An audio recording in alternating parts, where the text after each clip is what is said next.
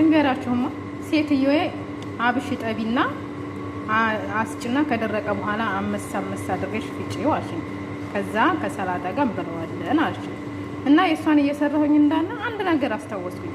እናቴ አብሽ እያዘጋጀች ጧት እንጠጣ ነበረ እና እኔም እንደዛው አደረኩኝና አጠብኩኝና ቀቀልኩት። ከቀቀልኩኝ በኋላ በትሪ ላይ አሰጣሁት እና እናቴ በኬሻ ስታሰጣ ፀሐይ ሊኖርም ላይኖርም ስለሚችል ውሎ ካደረ ስለሚበላሽ በጭልፋ ነው ምስጣጣው ትላለች።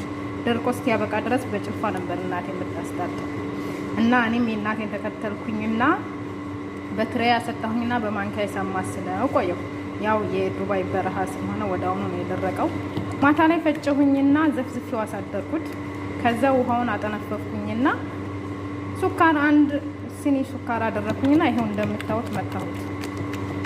እና የምትፈልጉ እንደዚህ አድርጋችሁ በቀላሉ አዘጋጁና መዳም ቤት አብሽ ስለማይጠፋ አዘጋጁና ለጨጓራ አሪፍ ነው። ልብ ያቀዘቅዛል። ለብዙ መድኃኒት ጥቅም አለውና አብሽ እንደዚህ አድርጋችሁ መጠጣት የምትፈልጉ ይሄው እንደምታዩት መጠጣት ትችላላችሁ።